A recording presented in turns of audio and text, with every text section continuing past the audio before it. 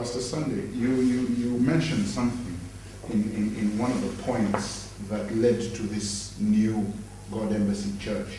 And through History Makers training, we discovered some of the other points. And one of the major points that spoke to me was time.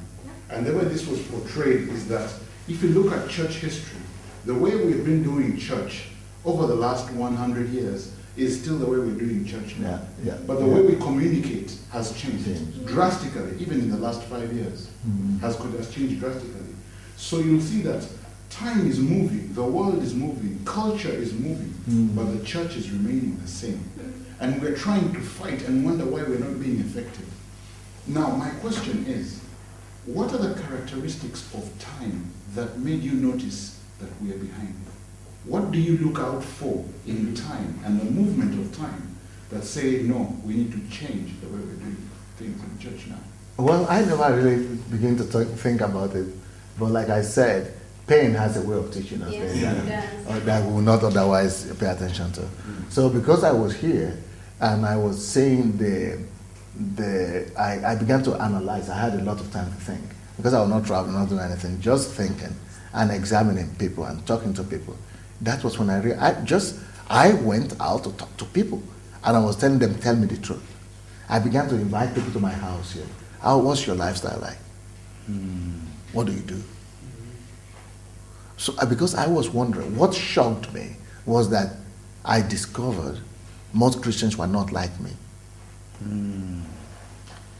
So I began to wonder. I know I'm not especially gifted. I'm not special in any way. I know I'm just ordinary.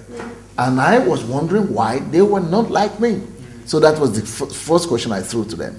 Do you think Pastor Sunday, Pastor Sunday is your pastor? Yeah.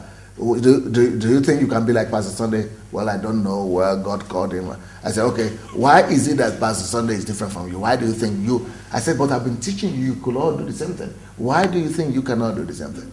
I began to ask them straight questions. And I began to discover that the way they spend their time is different from the way I spend my time. What they do, the way they develop themselves is different from the way I develop. They don't develop themselves sometimes. And the way they work on the world is different from the way I work on the world. I began to discover that most people live a frivolous lifestyle. And they just live in vanity. They just live, they just waste time. They don't even notice it.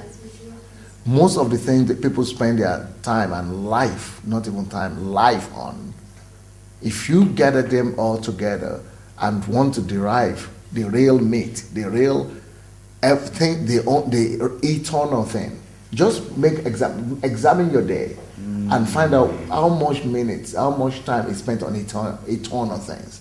Things that could really be considered in heaven. Eternal.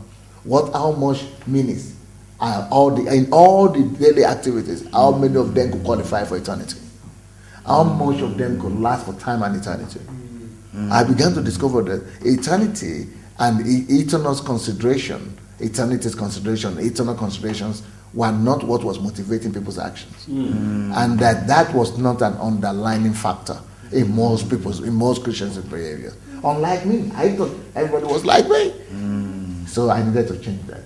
So I began to put things in place that now began to allow them to get rid of those things, those demons that will come to pick the seed of, and then to get rid of those cares of the world, the frivolous things that will come and shock the world and kill it and kill it in. And then I began to think about those things that don't allow it to take root. Wow. Yeah, those stuff.